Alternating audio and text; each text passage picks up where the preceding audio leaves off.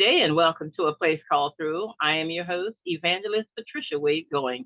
We're broadcasting today from WYTV7 Community Broadcasters Network. Here at A Place Called Through, we share real stories of real people going through, getting through. Everyday people always going through life's challenges. So that's what we share here at A Place Called Through to help empower you, to inspire you, and to encourage you as well. This is for your purposes. That's why we continue to do this through the mission of hope. But we can only continue to do this if you sow those seeds into this ministry. Any donation is greatly appreciated. So sow your seed today to help us continue with our mission of hope. Today we have as our guest Ms. Kimberly Bell, and she's going to share her story of inspiration with you today at A Place Called Through on these inspirational moments. We'd like to take this time out to welcome Ms. Bell to A Place Called Through. Welcome, Ms. Bell. Thank you. Thank you. Thank you for having me. It's a pleasure.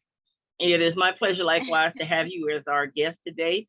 And we want to talk to you, about some things that really made some life changes for you. As growing up, we all have had different experiences.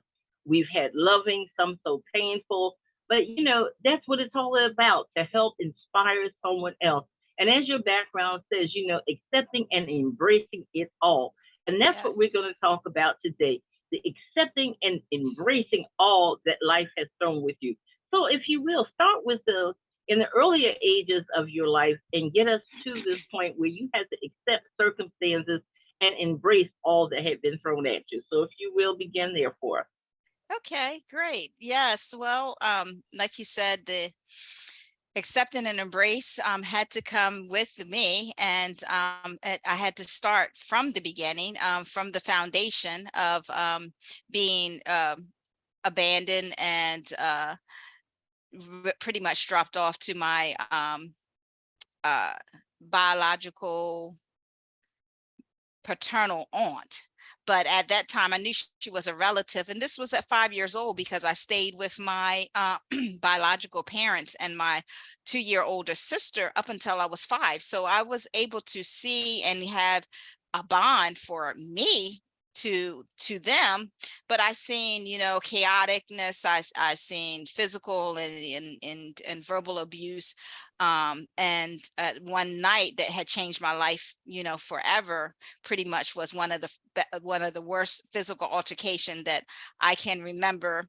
And we were sent to our grandparents' house, and as we were sent there, some words was exchanged. I remember the look on my grandfather's face, and he was talking to my biological mother back and forth about, the kids, about me, and he told me to come on. And I do remember him saying, "You don't want her, I'm taking her." And we just got in the car, and it was very silent, which of course I was already, traumatically, distraught, because I seen blood for the first time. I seen, her hollering and crying, and it was just, I just remember just being numb and looking at my sister. My sister was going off crying and trying to fight him from the back seat of getting off of my mother. So it was very silent all the way to this woman's house, which is his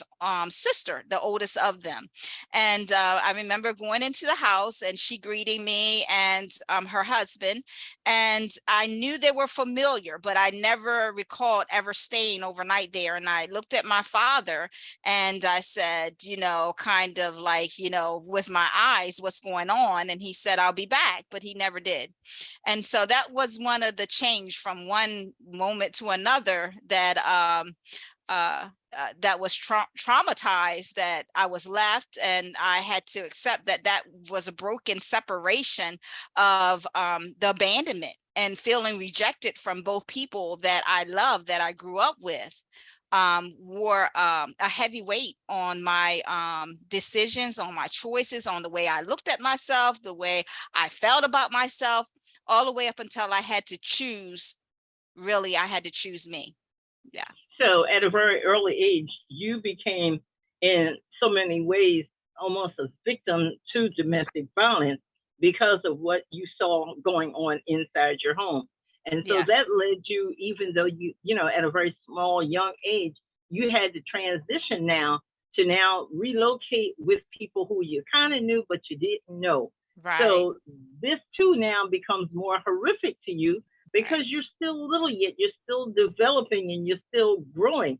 And the impact on, where's your sister with you at that time? Both of you all stayed with the same family. After y'all moved, you were separated. No. So now you're Right. dealing with another issue Right. impacted by the violence that you saw, the Mm-hmm. separation from your sibling, and then Yes. adjusting to life now in a new. Yeah. And this So was all with people that as you said, at a young age, I grew up and felt that they were supposed to protect me, right?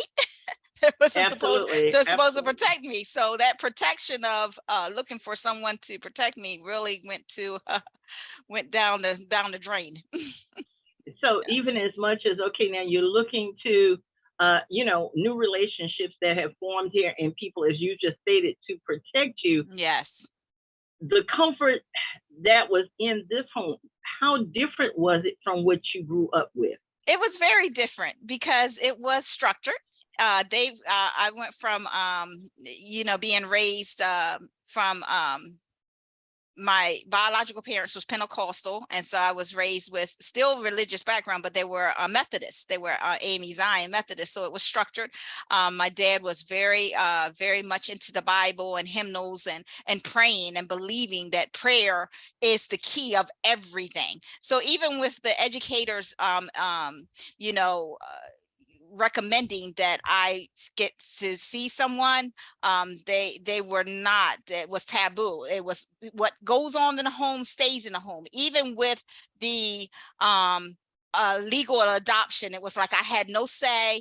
Everybody knew, the whole family knew, but it was one of those things that this is our family secret, per se. And so Right. with that, not to cut you off though, Right. because of the fact that this was a domestic violence situation, but yet they were so into the church, but Yes. yet it was like, we, you know, home, we're going through one scenario, but then yet when we go to the church, we got a whole different scenario, Yes. and the other families are well aware of this situation here. Yes. So that was like, it was contradicting one What thing one after from another. another, and it Yeah, was told to me. It was told to me. It was one, like, you're on it, because it was told to me.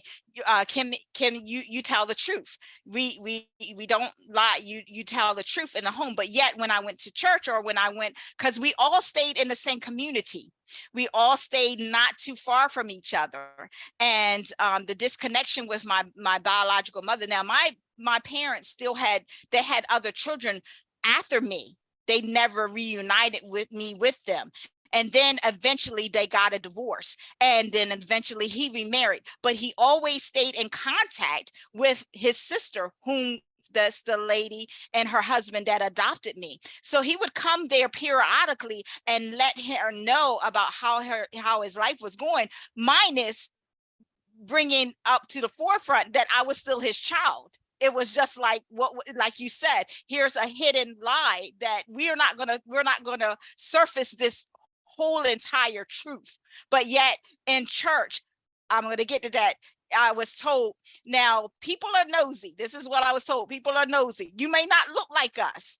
And people are nosy because they were trying to give me heads up that people knew about, our family and my father and my mother and the hometown. But this is what they told me: because people are nosy, we're your mom, I'm your mom, and that's your dad, and we love you.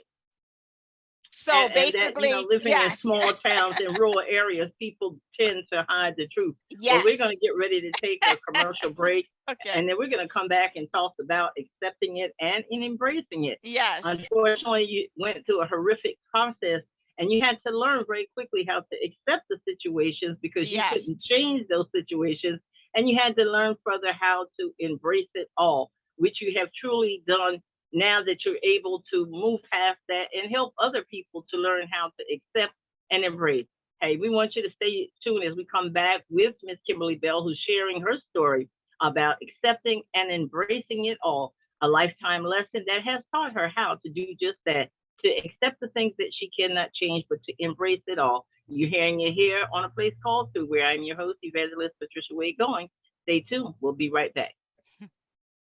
80% of women will develop a pelvic health condition at some point in their lives. There is relief. There is hope. The Pelvic Floor Store, your resource for personal health. Welcome back to A Place Called Through, broadcasting from WYTV7 Community Broadcasters Next, where I am the host, Evangelist Patricia Wade Goings, and we're talking to our guest today, Miss Kimberly Bell, Accept and Embracing It All. She's gone through a horrific situation as a young child, being raised in a family of domestic violence.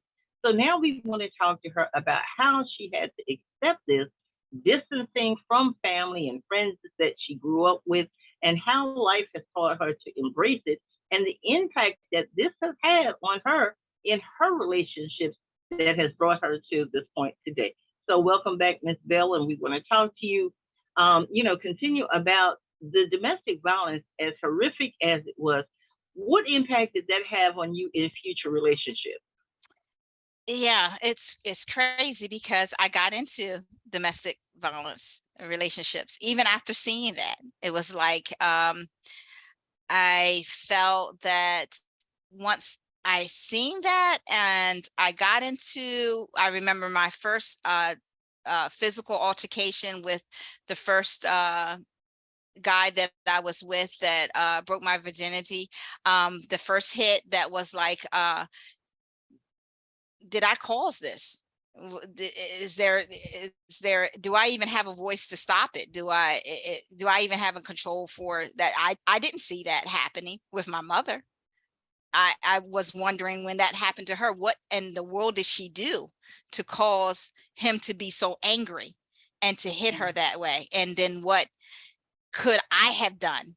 And I felt helpless. So I carried that helplessness over to until I had to find that within, that resilience, that epitome, that no, I have a choice, and I'm worth not being hit. I'm worth not being abused in any way. Yeah. But you grew, as because you went through this abuse now yourself. You have an idea pretty much of what your mom was experiencing, and even though you saw it, but you were young then, so you didn't know. So right. You also got yourself into situations where they were abusive, and I kept repeating the cycle. I'm sorry.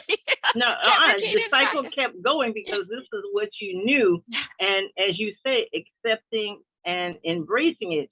One part of you believed that this is what you had to accept. This is how relationships were supposed to be, because this is what you saw.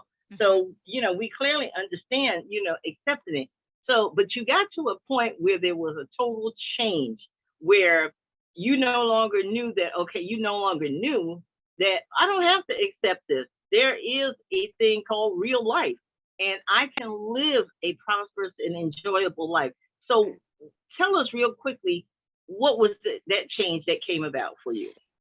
Well, as I said, repeating the cycle, and to the fact that the patterns had to stop. I had to look within and say, they have to stop, and it has to start with me. It has to start with me. No matter what anybody says or do, it has to start with me. And I have to find this self-worth. I have to finally, if never in life, I have to give myself one gift, and that is to choose me. To choose me. Choose me not to accept that love can be bought. Love has to be begged. Love has to be you have to put yourself on someone, but to just accept, that things are the way they are. You cannot change anyone.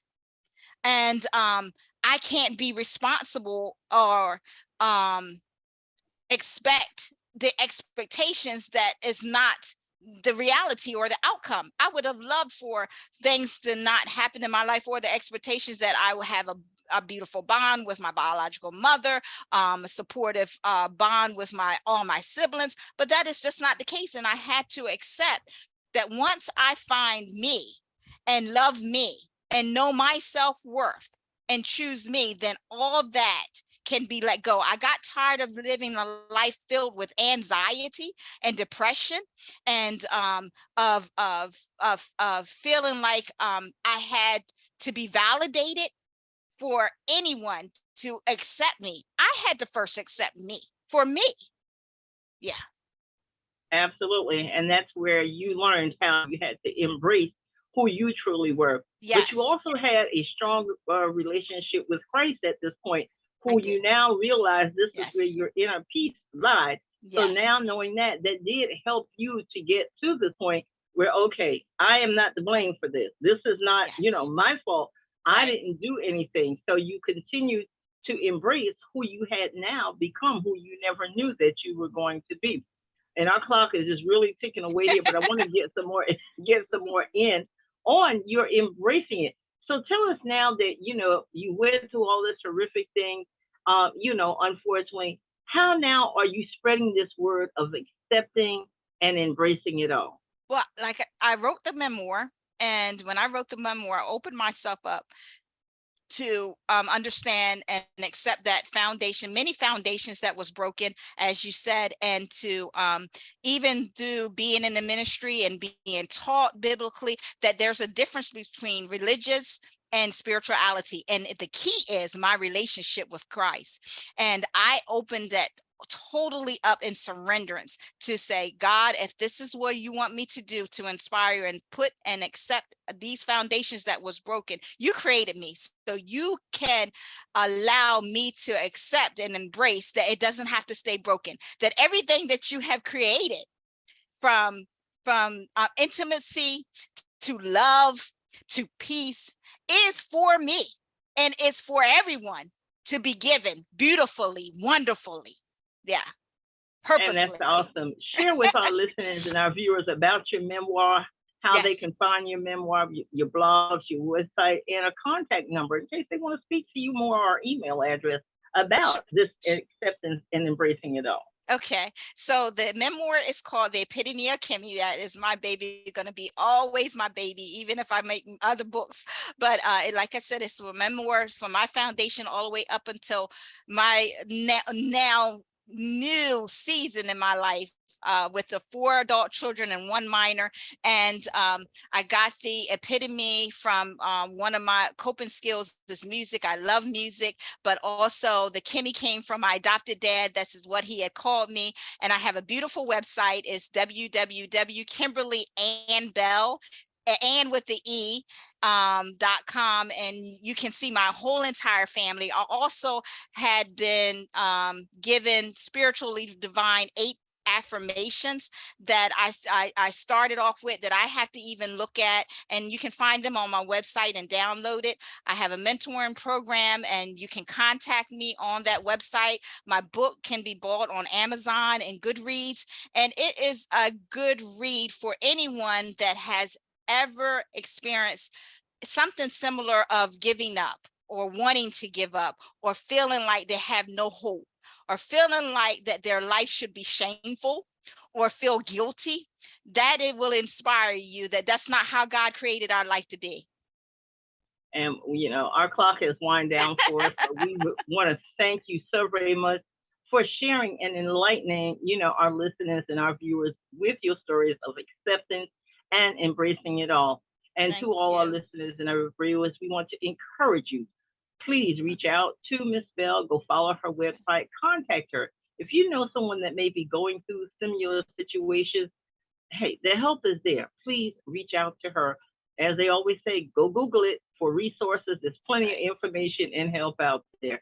Hey, we're sorry about this, but our clock has wind down on us. But it's been our pleasure, Miss Bell, to have you as our guest. We hope that one day you'll come back again and speak to us about accepting and embracing it all. I love the t-shirt as well. I must let you know, I love your shirt. Thank you. But we thank you for being our guest. Hey, the clock has wind down on us, and it's been my pleasure today to bring to you the information brought to you by Miss Kimberly Bell. I am the host of A Place Called Through, an Inspirational Moments.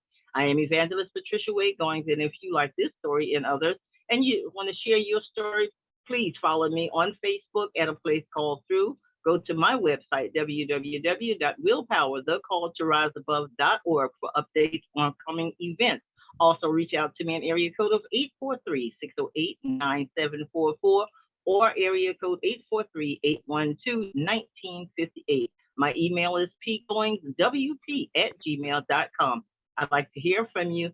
Give me your feedback, your suggestions. I'm looking forward to hearing from you. Also, remember to sow those seeds into the ministry, because without you, we can't continue to do our mission of hope. It's been my pleasure. Blessings.